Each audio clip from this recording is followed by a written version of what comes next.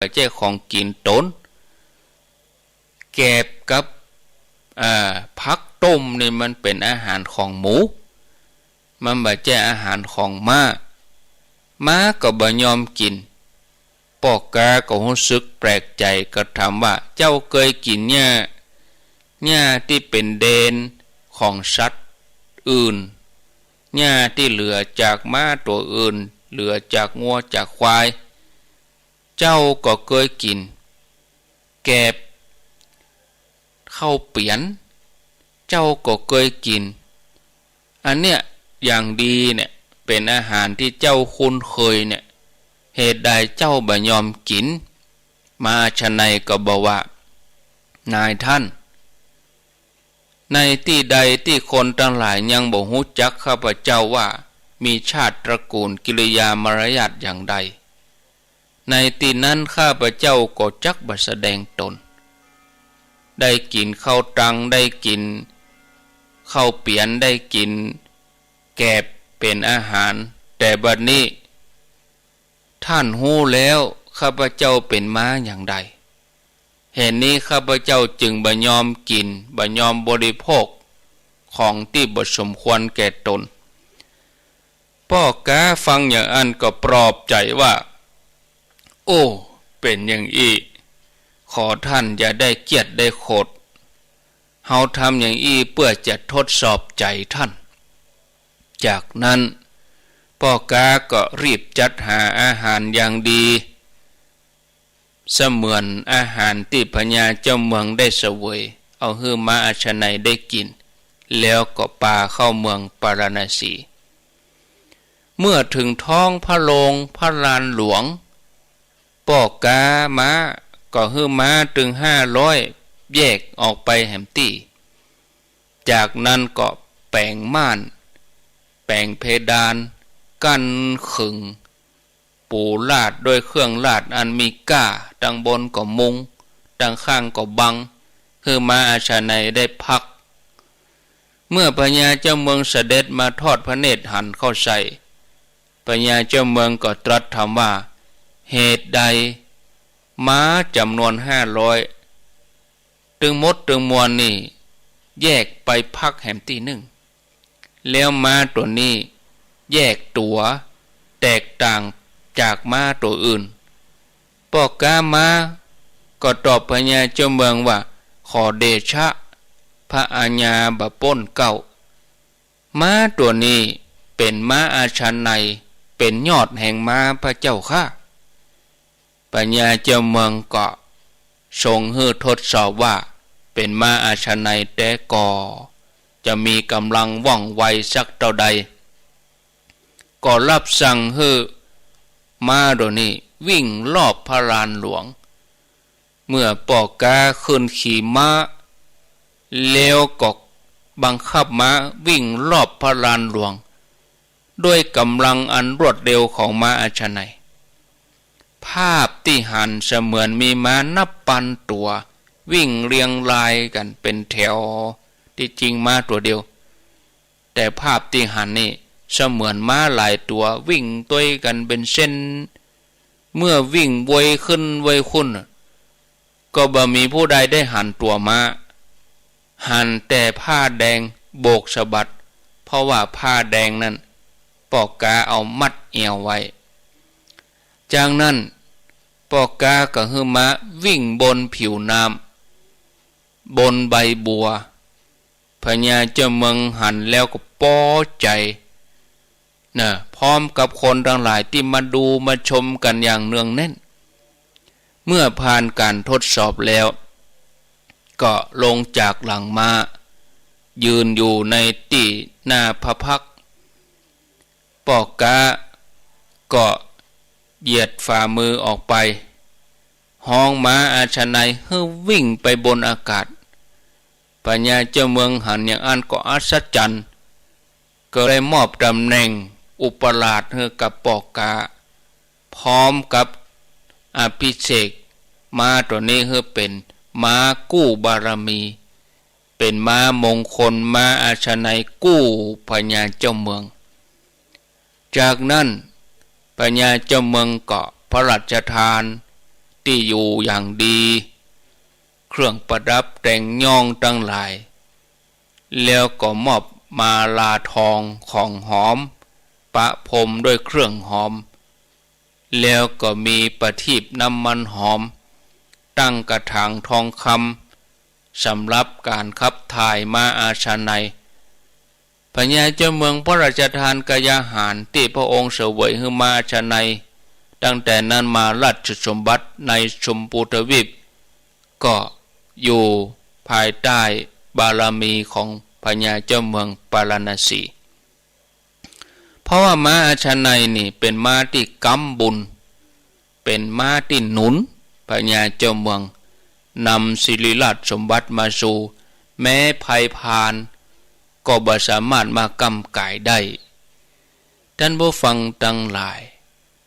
จากเรื่องราวที่เล่าให้ฟังนี่เราจะหันได้ว่าเรื่องเกี่ยวกับความควรหรือบ่ควรเนี่ยเป็นสิ่งสำคัญถ้าเราฮู้จักเวลาถ้าเราฮู้จักถ่อมตนการเวลาใดที่ควรแสดงตัวการเวลาใดที่บ่ควรแสดงตัวก็ฮู้พิจารณาประโยชน์จะเกิดขึ้นกับเราถ้าเราทำทุกอย่างเหมาะพอเหมาะพอดีเราจะได้ดีมีทรัพย์มีเกียรติยศชื่อเสียงแล้วก็ปรารถนาความสำเร็จอันใดก็จะเกิดขึ้นนะศรัทธาญาติโยมแต่เมื่อเฮาบ่ฮู้จักความพอดีเฮาก็จะเดือดร้อนถึงเวลาก็แสดงตัวไปทั่วก็เป็นช่องทางให้ผู้อื่นได้ติฉินนินทามันก็จะลำบากคนที่ติฉินนินทานี่ก็มองได้สองมุมหนึ่งคนบ่ชอบสองคนอิจฉาเนี่ยเป็นอย่างนี้แต่คนที่เปิ้นชอบเปิ้นก็สรรเสริญเยินยอคนที่เปิ้นมีจิตมุทิตาเปิ้นก็ยินดีตุยแต่คนที่บ่ชอบเนี่ยก็หาช่องทางที่จะทำลายทุกอย่างเนาะหาทุกวิถีทางที่จะทำลายชื่อเสียงเกียรติยศนั่นเพราะจิตของเขามีความอิจฉานั่นเองความอิจฉานี่เจ้มให้มันดีนะอ้ายยังฆ่าน้องได้นะญาติโยมทั้งหลายภรรยายังฆ่าสามีสามียังฆ่าภรรยาได้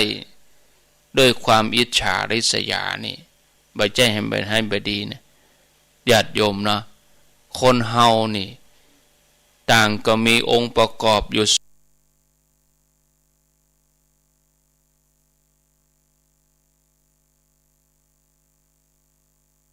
อัดสี่คือดินน้ำลมไฟตัวนี้เป็นสภาพที่มันบ่เที่ยงมันบ่แน่นอนเกิดขึ้นตั้งอยู่แล้วก็ดับไปส่วนองค์ประกอบอย่างที่สองนั้นคือใจใจนี่เป็นนามธรรมนะท่านผู้ฟังมีสภาพคือมันกระซับกระส่ายเวียงไปเวียงมาบึดแวบไปนั่นบึดแวบไปนี้โดยความเป็นจริงแล้วเนี่ยญาติโยมแม้ว่ากายจะดับแต่ใจนี่บ่เคยดับไปมันเคลื่อนย้าย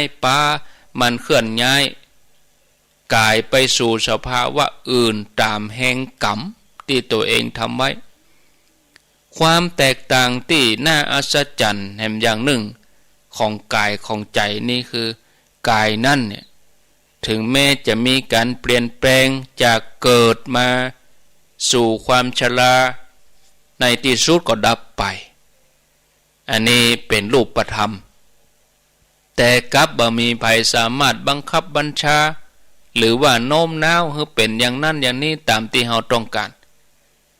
แต่มันผิดกับใจนี่นะใจนี่ถึงแม้เป็นนามธรรมบ่สามารถจะเลี้ยวก็ปล่อยชีวิตเพลิดเพลินไปตามกระแสโลกไปวัน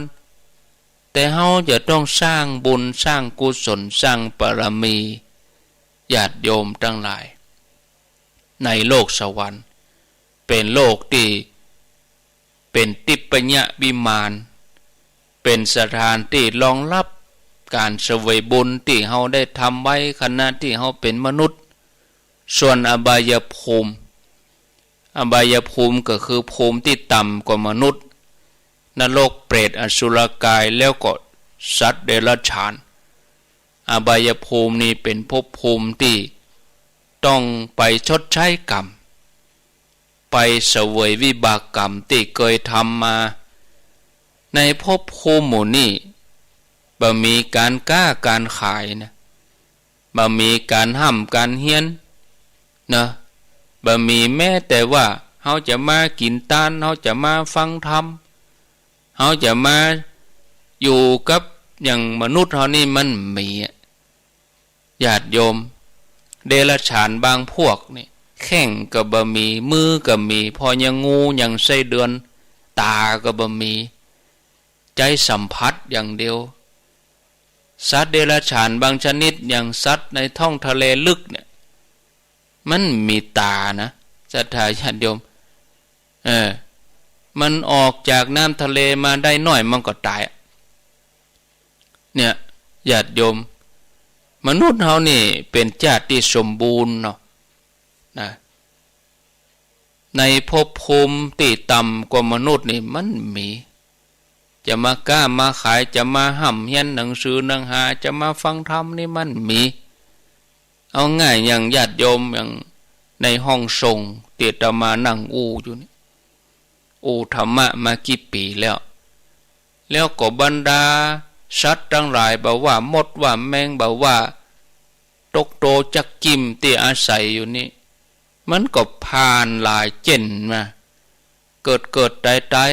ไข่ออกมาเป็นลูกมันก็ไปใจชีวิตของมันตายไปมันก็ฟังธรรมอย่างเฮาหู้เรื่อง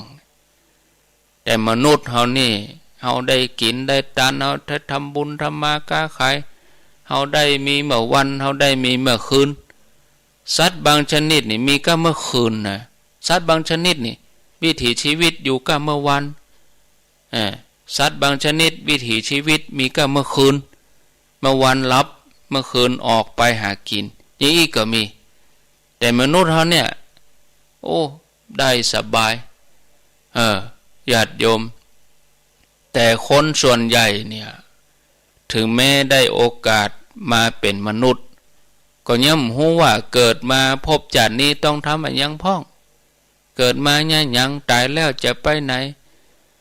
เมื่อบ่ฮู้ก็พลาดพลั้งเผลอไปทำบาปอกุศล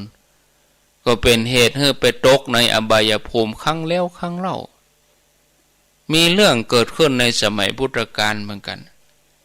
ที่กรุงสาวัตถีมีกระดุมพีผู้หนึ่งเป็นคนที่มีศรัทธามีความเลื่อมใสหุ่มกินหุ่มตาลแต่ว่าภรรยาของเขาชื่อว่านางมัตตาภรรยานี่เป็นคนมีศรัทธาเมื่อบ่มีศรัทธาก็เป็นคนขี้โคตรฝ่ายสามีก็กลัวว่าวงตระกูลจะขาดสูญเนื่องจากภรรยานั่นบ่สามารถให้กำเนิดเกิดลูกได้เป็นหมันก็เลยไปแต่งงานกับแม่หญิงคนใหม่ชื่อว่านางติสสาภรรยาคนใหม่นี่เป็นผู้มีศรัทธาในพระศาสนาประเทศอินเดียนี่แม่หญิงคนใดบ่สามารถที่จะให้ลูกได้นี่เปิ้นก็อนุญาตให้ปล่อยใจไปแต่งงานกับแม่หญิงใหม่แล้วแม่หญิงคนใดแต่งงานแล้วบ่มีลูกสืบตระกูลนี่เป็นสิ่งที่บ่เหมาะบ่ควรเป็นสิ่งที่บ่ใจมงคลนะในอินเดียนี่ถือว่าเป็นสิ่งที่บดีไปเลยนะทีนี้นางติสสาภรรยาคนใหม่ก็เป็นผู้ที่มีความเลื่อมใสศรัทธาในพระศาสนาหุ่มทานหุ่มทำบุญก็เลยเป็นที่ฮักเป็นที่ชอบใจของสามีอยู่มาบ่เมินบ่นานนางติสสาภรรยาใหม่ก็ถือกำเนิดเกิดลูกขึ้นมาเป็นลูกบ่าวชื่อว่าภูตะตัวเธอก็ทำหน้าที่แม่แล้วก็ทำบุญใส่บาตรพระสงฆ์วันละ4 รูป 5 รูปเนี่ยส่วนแม่หญิงผู้ที่เป็นภรรยาหลวงเป็นหมัน เป็นคนชอบอิจฉาริษยาจ้องจับผิดคิดประทุษร้ายภรรยาคนใหม่อยู่เป็นประจำวันหนึ่งแม่ยิงตึงสองนี่ก็ไปอาบน้ำสระผมแล้วก็ยืนอยู่หั่นผมเปียะยืนอยู่เพื่อผมแห้งกระดุมพีผู้มีความเสน่หาผูกพันในนางติสสาด้วยอำนาจของคุณงามความดีมีกระดุมพีคนหนึ่งไปยืนสนทนากับนางติสสาโดยกำไพเราะอ่อนหวานนางมัตตาอดทนต่อเหตุการณ์นั้นบ่ได้ถูกความอิจฉาริษยาครอบงำก็เลยเอาอยากเยื่อที่ตัวเองกวาดบนบ้านบุญใหญ่ใส่ใหญ่กระปุ้ง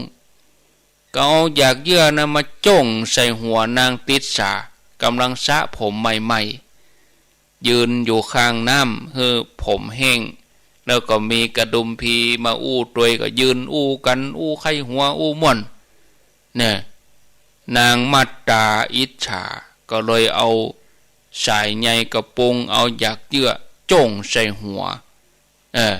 นางติสสานางมัตตาอันเป็นภรรยาหลวงนี่นะก็หาทางทำร้ายต่างๆนะบางวันก็เอาเสื้อผ้าของนางติสสาไปซ่อนทางทำให้นางติสสาบ่มีเสื้อผ้าสวมใส่ต้องเกิดความละอายแก่คนทั้งหลายแต่ว่านางติสสานี่ก็มีจิตใจที่สูงงดงามอดทนบ่เอาตดเอาอย่างบ่ฟ้องสามีเมินไปต่อมาเมื่อนางมัตตาตายด้วยแห่งกรรมที่ทำไว้ไปเกิดเป็นเปรตบ่มีเสื้อผ้าสวมใส่ไร้เสื้อผ้าอาภรณ์ไปบ่ปอร่างกายมีกับฝุ่นเปื้อนฝุ่นเพราะกรรมที่ทำไว้ร่างกายของเปรตนี่ก็มีตุ่มมีหิดปูดปองแห่งกรรมที่ทำไปบ่ปอก็เคยเอาหมามุ้ยไปสูนโดยผ้าหมามุ้ยเอาไปใส่เตียงนอนให้นางติสสาได้รับความทุกข์ทรมานกรรมเหล่านั้นก็เลยทำให้ผิวของเปรตเนี่ยนางมัตตาที่ตายไปเป็นเปรตเนี่ยมีผิวหนังที่ปูดปองแล้วก็เป็นเหตุให้นิ้วแหลมคมนิ้วของเปรตนี่มันคมเล็บมันคมแล้วก็ตัวมันก็คันปากมันก็คันตัวคันปากก็เอานิ้วเนี่ยเกาปากฉีกวากมดเกาตัวมันว่าวากเลือดไหลอยู่หั่นตลอดเวลานางเปรตมัตตาเป็นผู้ที่มีกลิ่นกายเหม็นเพราะเคยไปลักเอาของหอมลักเอาดอกไม้เอาเครื่องรูปไล้ที่มีก้าของนางติสสาไปขว้างในหลุมซ่วมที่สำคัญคือว่าเปรตเนี่ยบ่มีอาหารตกถึงต้องเลยได้รับความหิวตลอดลำบากเพราะทั้งที่ทรัพย์สินในบ้านมีอยู่มากมายแต่บ่เคยจกจ่ายเตตานบ่เคยหืดตานเนื่องจากตัวเองมีความตระหนี่บ่มีศรัทธาแล้วก็คัดขวางการทำความดีของผู้อื่นด้วยวันหนึ่งนางเปรตมัตตามาป่ากดกายตัวเก่าให้นางติสสาได้หันขณะที่นางติสสากำลังอาบน้ำอยู่ที่หลังบ้านนางติสสาหันเข้าใส่ก็ถามว่าดูก่อนนางเปรตที่ชุบผอมมีแต่หนังหุ้มกระดูกมีซี่โครงท่านเป็นผู้ป่วยกายมีรูปร่างน่าเกลียดน่ากลัวมีตัวเหมือนดังเอ็นเส้นเอ็นเต็มไปด้วยเส้นเอ็นท่านเป็นไผมายืนอยู่ที่นี่เนี่ยหยังนางเปรตก็เล่าเหตุการณ์ทั้งหมด ฮืดนางติดสาฟังแล้วก็อู้ถึงเรื่องที่ตัวเองต้องมาเสวยวิบากกรรมอันเผ็ดร้อนเพราะกรรมที่ทำไว้สมัยที่เป็นมนุษย์ได้คิดอิจฉาประทุษร้ายนางติดสาเมื่อนางติดสาหู้ว่าเปรตตนนี้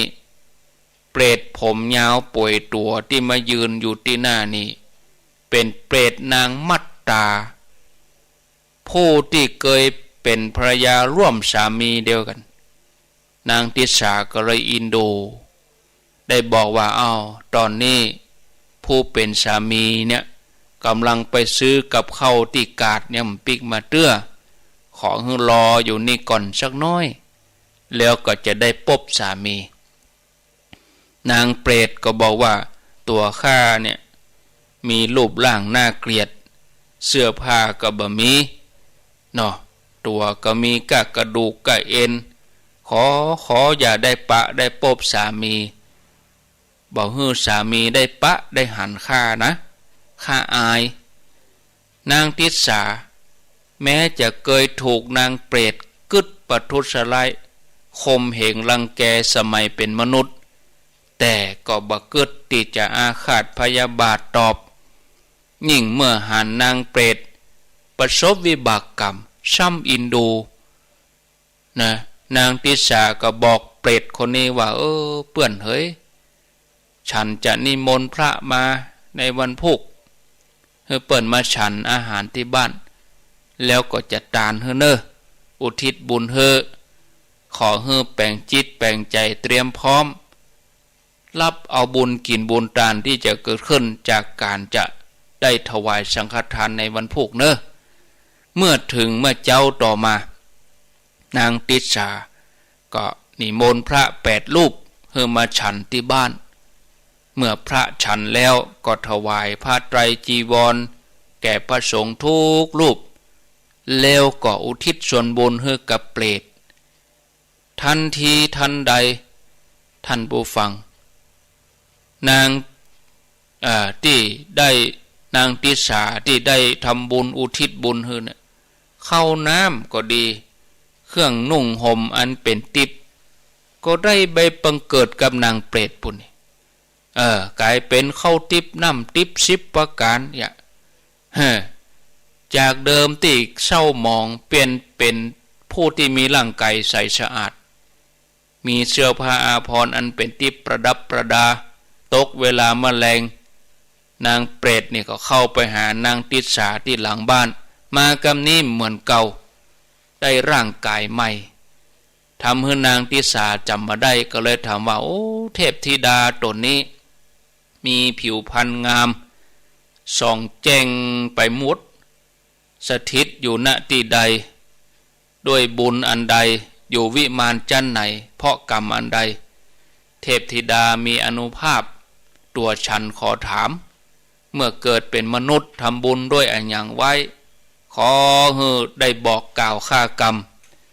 มัตตาเทพธิดาแต่ว่าเป็นเปรตวันนี้มาเป็นเทวดาโปนจากอัตภาพความเป็นเปรตก็ตอบบอกว่าตัวข้าชื่อมัตตาเป็นแม่หญิงที่ห่วมสามีเดียวกันกับท่านตัวฉันเนี่ยได้ทำบาปทำกรรมไว้นักจากโลกไปแล้วจากโลกมนุษย์ไปแล้วก็ตายไปเป็นเปรตแต่เพราะว่าตัวข้าอนุโมทนาบุญอนุโมทนาทานที่ท่านได้ทำกับสงฆ์ก็เลยได้พ้นภพพ้นภูมิจากเป็นเพศมีของติบเข้าติบน้ำติบตั้งหลายปรากฏแก่ข้าเปื่อนเฮ้ยขอท่านพร้อมกับหมู่ญาติจงมีอายุยืนขอจงได้ปั่มเป่งบุญบารมีอยู่กินอยู่ตานทำบุญแก่สงฆ์เป็นทักขิณยบุคคลแล้วท่านจะได้เข้าถึงฐานะอันบโศกเศร้าสถานที่ปลอดภัยจะบังเกิดขึ้นท่านกำจัดมลทินคือความตรณีที่ภัยอาจจะติเตียน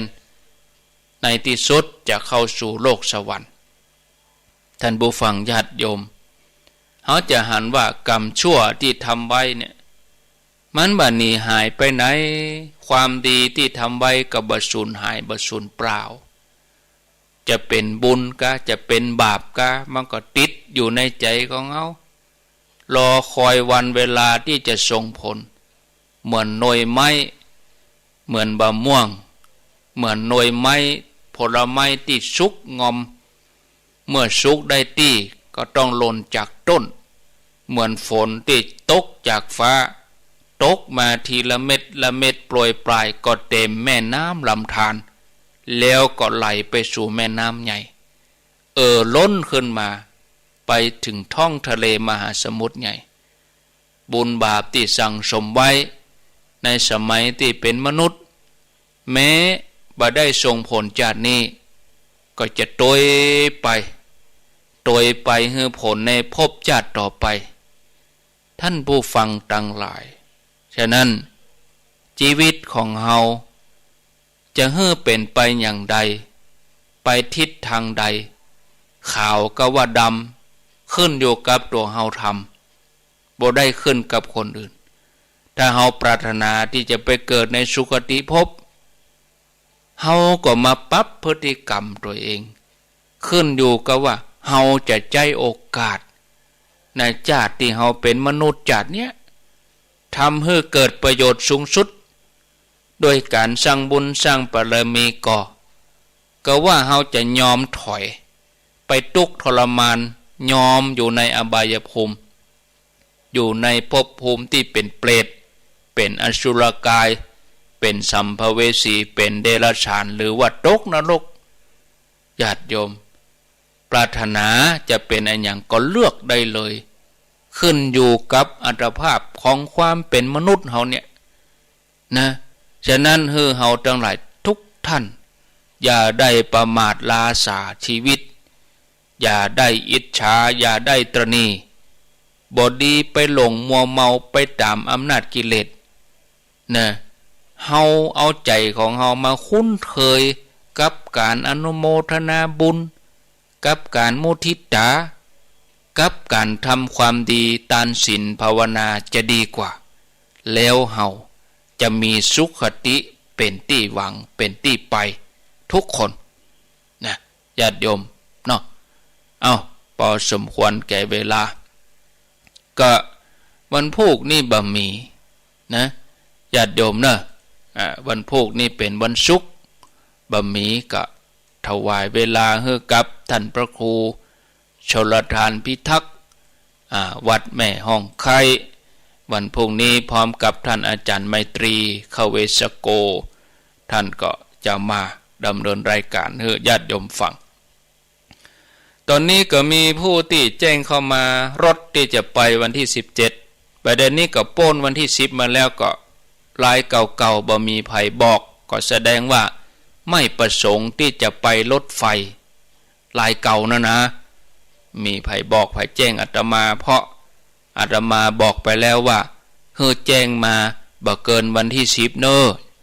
วันนี้วันที่11ก็เกินวันที่10มาแล้วส่วนรายใหม่ที่จะไปรถไฟก็ไปจองตั๋วคนเดียวติดต่ออันอย่างต่างๆเองเนอะอาตมาขอบ่ได้เป็นธุระเนอะอาตมาจะไปรถยนต์ตอนนี้มีคนแจ้งมาก็มีฝางแม่อายนี่1กันดอนปินแม่เรือนมูล1กัน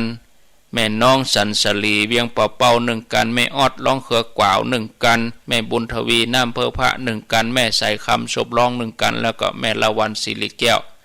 บ้านตนแห่น1กันนี่เป็นรถตู้ที่จะไปก็แจ้งเข้ามาได้เนอะแจ้งเข้ามาการเดินทางกำหนดการกับวันที่17ก็คือวันพุธหน้านี่ถ้าเฮาบ่นับวันนี้ก็เหลือเวลาแถมกี่วัน5วัน6วันวันที่17นะวันที่17นี่เป็นวันแฮม5ค่ำนะวันพุธเป็นวันเดือนเพ็งแล้วหรอแฮม5ค่ำเนาะญาติโยมทั้งหลายวันที่17ออกเดินทางเวลา 5:00ถ้าออก 5:00จริงๆประเด็นนี้มอก 6 โมงเนี่ยก็ถึงบ้านทาพุ่นละถึงบ้านทาขึ้นดอยขุนตาล6 โมงเกิง7 โมงก็ถึงกาดทุ่งเกวียนเฮาก็ไป พักทำภาระธุระที่หันบ่ต้องฟังต้องเหีบเนอะญาติโยมลูกนี้ไปแม่เหมาะ2 ชั่วโมงนะเอาไปถึงหันกับไปอยู่หันเมินก็จะใกล้ญาติโยมจะไปแวะที่วัดพระธาตุลำปางหลวงก่อนก็ได้ไม่มีปัญหาหรือจะแวะขากลับก็ตามใจหรือจะแวะขาไปก็แล้วแต่เนาะบางท่านก็จะแวะหลายที่ไปเอาตังในเวียงพ่องกาไปแก้วดอนเต้ากาสุสานแต่ลักกาก็ตามใจเนอะบางท่านก็รอทำบุญร่วมกันแล้วก่อนเอาจะไปถึงหั่นกับ9 โมงก็ร่วมกิจกรรมหลายอย่างพระสงฆ์เจริญพุทธมนต์เสร็จปลูกต้นไม้อย่างเรียบร้อยเฮาก็ถวายเพลกี่ข้าวตอนแล้วก็ตานแล้วก็ปิกเนาะแวะตอนปิกก็ได้แวะตอนไปก็ตามใจถ้าแวะตอนไปจะเมาหนัวเมาเอวแล้วบัดตันป่นพิธีก็บัดตันเปิ้นบัดตันร่วมพิธีบัดตันร่วมกิจกรรมนะญาติโยมจะทำบุญถวายพระทหารเจ้าพระคุณเจ้าก็ไปตานกันที่กาดตุ้งเกวียนเนาะครูบาอาจารย์ก็ไปหลาย10 ป่ายเนอะญาติโยมอันนี้ก็แจ้งส่วนการรถน่ะก็โต๊ะลงกับโชเฟอร์คนเดียวบางกันก็เอา3,500บางกันก็เอา4,000ก็แล้วแต่โจกไผบุญมันเนาะแล้วแต่โชเฟอร์จะโต๊ะลงถ้าออกนอกเส้นทางก็ต้องจ่ายให้เปิ้นแหม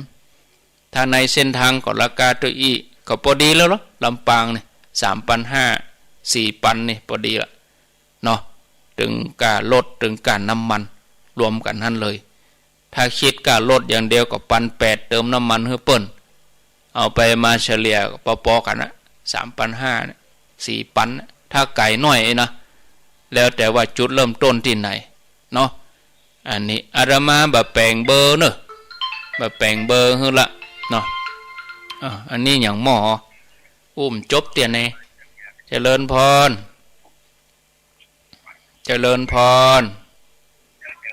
ท่านอาจารย์เจ้าว่าท่านปิดวิทยุก่อนปิดวิทยุก่อนเนาะแม่ที่ไหนแม่อยู่ไหนอยู่สันทรายเจ้าสันทรายเนาะใช่เขาเจ้าไปตัวกัน1น่ะจองสันทราย1 คันอีเนาะสันทรายอยู่บ้านหยังอยู่หนองเตาคำเจ้าหนองเตาคำเคยไปตัวท่านหลายเดือนแล้วเจ้าวันนี้จะไปทำได้กันม่วนใจก็ไปโมทนาก็ออกสารปีก็ยิงตรงไปโดยติพวกกะเจ้าแต่ที่พูดเนี่ยเจ้าแล้ว